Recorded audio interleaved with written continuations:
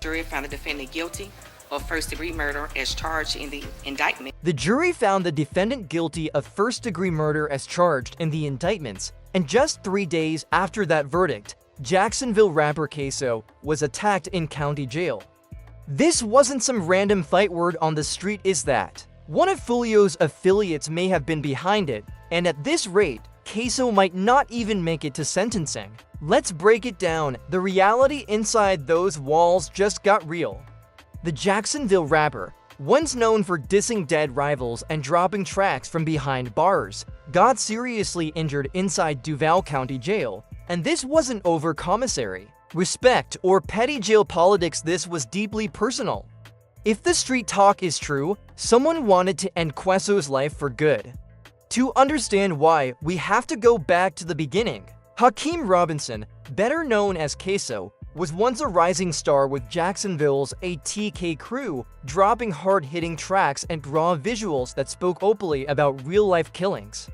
But that honesty would come back to haunt him in the worst way possible. His name started making noise not just on World Star, but also in police files after January 15, 2020, the day Charles McCormick, a member of the rival 6 Block crew, was killed. Authorities claimed it was a retaliation for a diss track that mocked the death of one of Ksoo's own family members. The state's main witness, Dominique Barner, even testified under oath that the whole operation was planned like a military mission. Basically, so we can, handle up after that. That's pure street talk right there, straight hood language, and when they said handle up in this context, they weren't talking about a rap battle. They meant putting someone in a coffin. So when that verdict came down on July 31st, 2025, the whole courtroom went silent, like someone had just gotten their chain snatched in the middle of church. Found the defendant guilty of first-degree murder as charged in the indictment. Just like that, Ksoo went from being a young boss with bars to a convicted killer, and under Florida law, first-degree murder means life without parole, no deals, no second chances, no getting out to watch your kids grow up. But this is where things turn dark. Word spread fast through the streets that just 3 days after the verdict, trouble exploded inside the jail.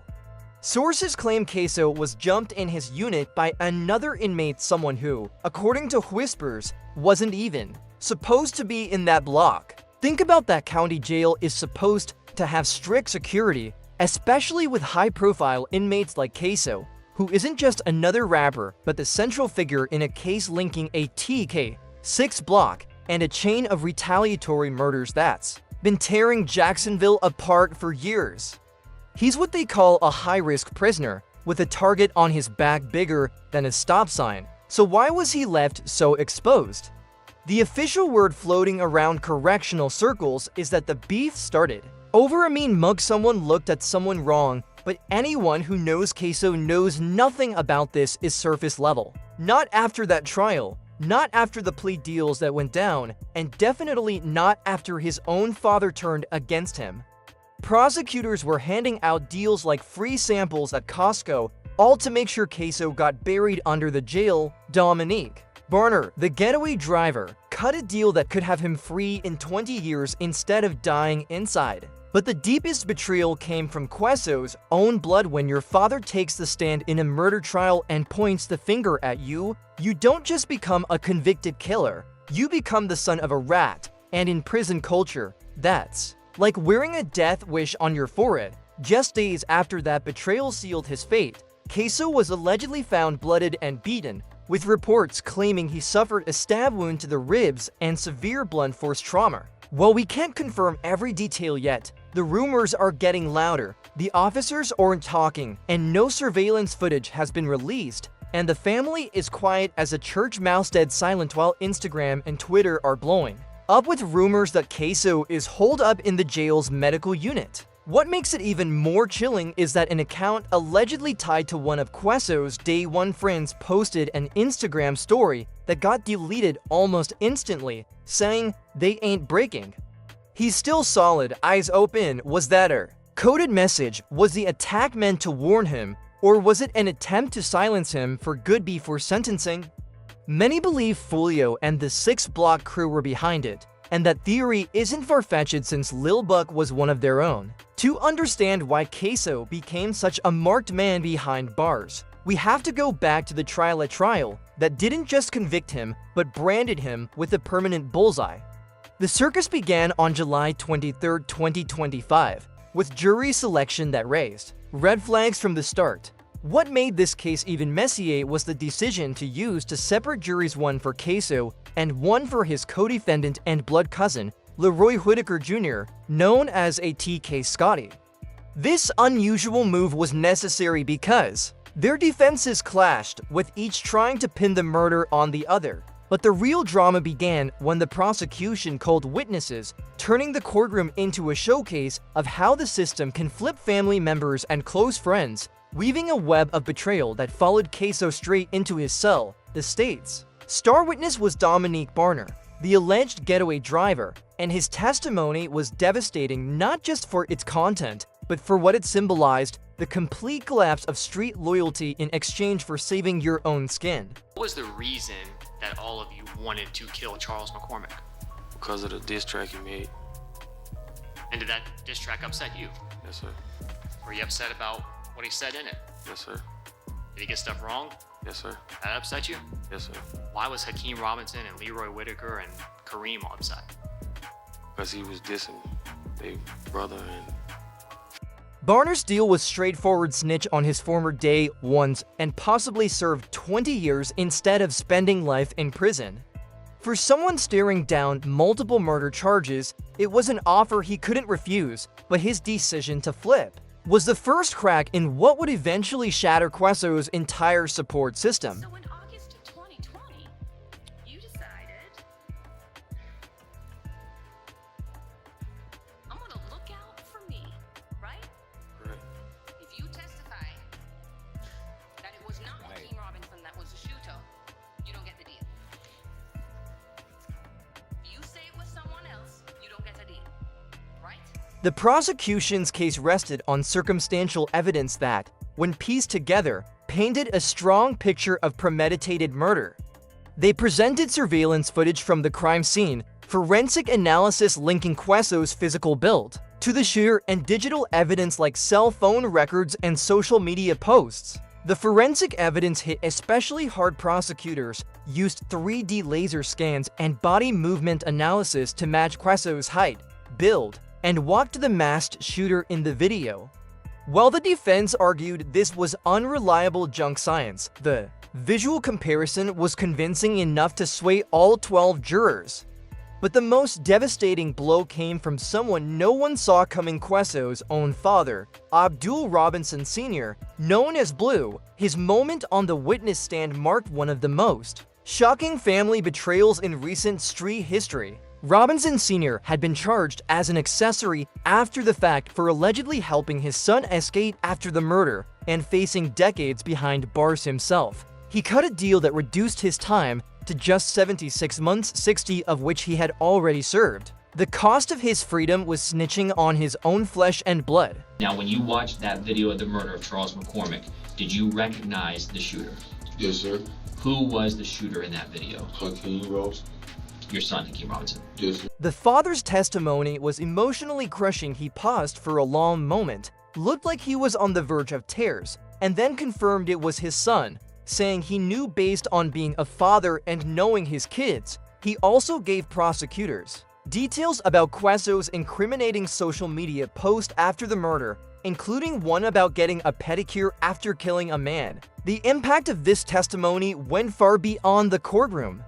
In street culture, where loyalty and silence are everything, Robinson Sr.'s decision to testify against his own son was seen as the ultimate betrayal. It marked both father and son as snitches in the eyes of the streets, putting targets on their backs for retaliation.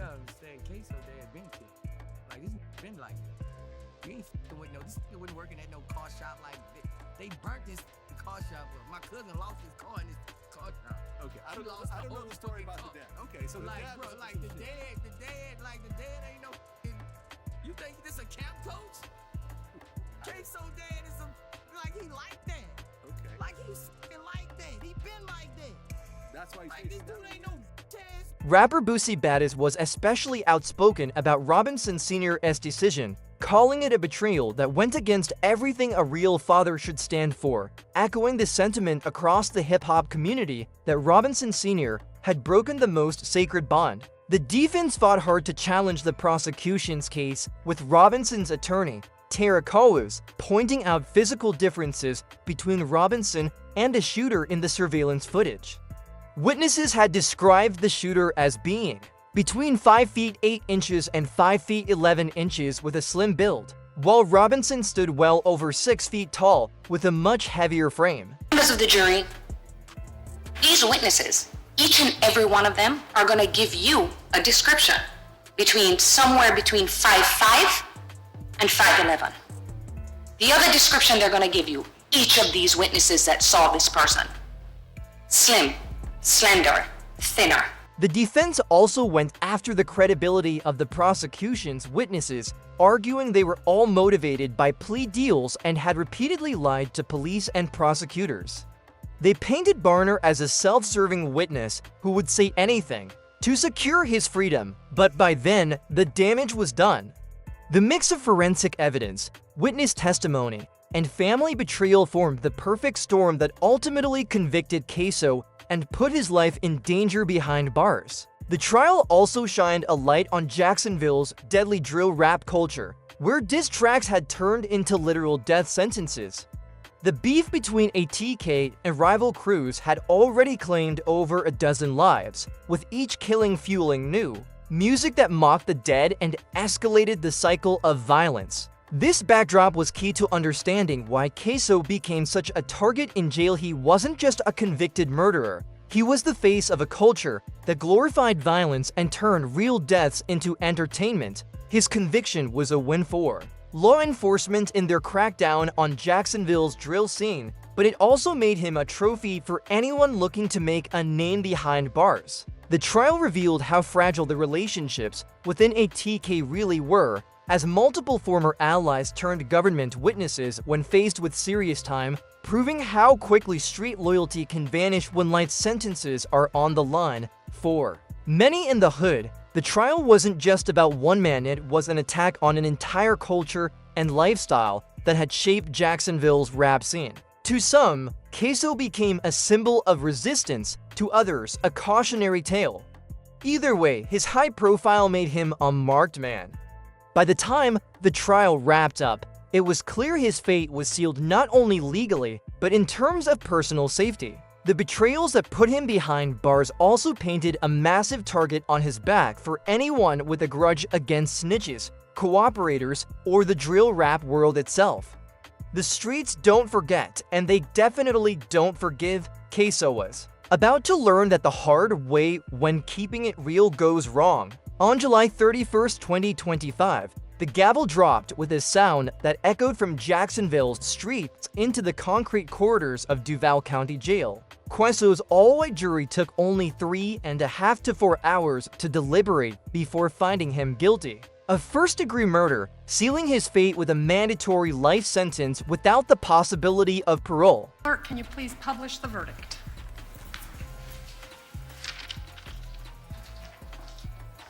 In the circuit of the 4th Judicial Circuit in and for Duval County, Florida, case number 16, 2020, CF 3601B, Division CRE.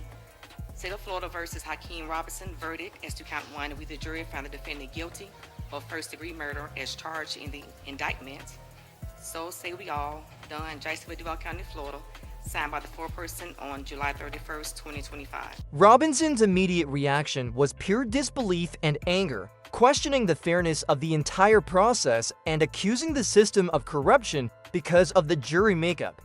His social media posts pointing out that all 12 jurors were white and that the state was represented by 3 white prosecutors turned out to be more than just emotional venting. They were dangerous missteps that made him an even bigger target. But what unfolded in the days after the verdict proved that the real danger wasn't in the courtroom, it was inside the jail cell where Ksoo waited for sentencing. According to multiple street sources, the attack on him was no accident. In the intricate world of jail politics, everything carries meaning, and Ksoo had built up far more enemies than allies thanks to his past actions, his family's betrayal, and the high-profile nature of his case. The biggest factor was his father's testimony. In prison culture, where loyalty and silence are sacred, Robinson Sr.'s decision to testify against his own son branded the entire family as rats. Carrying the label of snitch's son comes with deadly consequences behind bars, where your reputation is your currency and respect is the key to survival. Games they play against us. So if your own son got you caught up in a murder that he committed, you would do 30 years over your child. If they convict me, yes. If we don't talk, they what?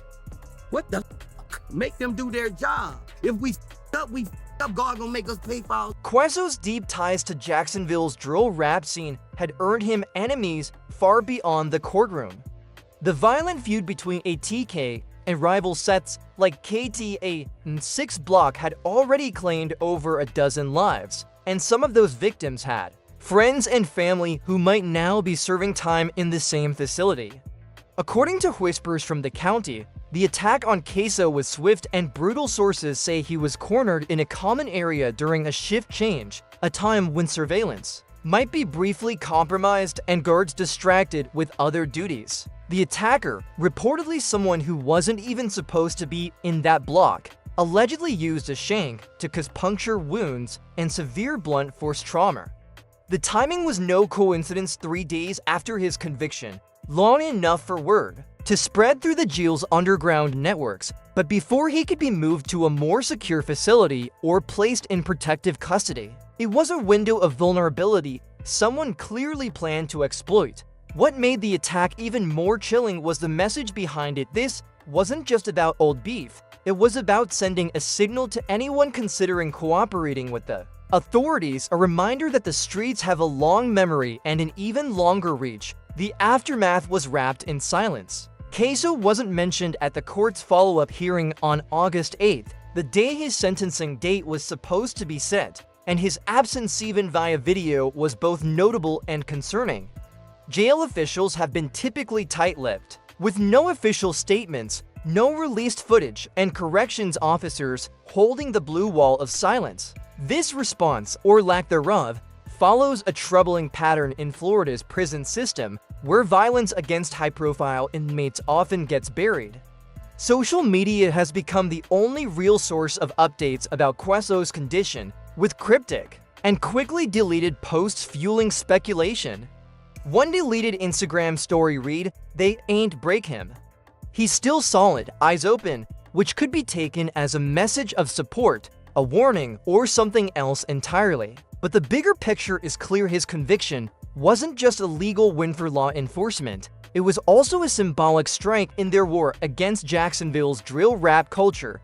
The attack on Ksoo shows that the same violence that fueled Jacksonville's streets has now followed him behind bars, raising serious questions about whether the justice system can actually protect high-profile inmates. If someone is heavily monitored as Ksoo could be targeted within days of his conviction, it exposes major flaws in jail security and suggests a dangerous level of institutional indifference. For his family, it's another crushing blow. His father's testimony already tore them apart, and now they have to live with the fear that he might not survive long enough to even serve his sentence. Beyond the personal tragedy, the incident underscores the blurred lines in Jacksonville's hip-hop scene, where music, street credibility, and real violence are tangled together. Ksoo still faces another murder trial that could hand him another life sentence, but for now, his bigger threat is surviving day to day as both a convicted killer and the son of a snitch, a combination that earns no respect inside. The repeated transfers between jails hint that authorities know the risks, but the fact the attack happened at all suggests those measures may be too little, too late. In the streets, there's an unspoken code: when you live by it, you also die by it, and Ksoo built his name on keeping it real. But that same authenticity has now made him prey in a place where grudges last forever, whether he survives or not. One message is clear: in this game, the streets always collect what's owed, no matter where you are.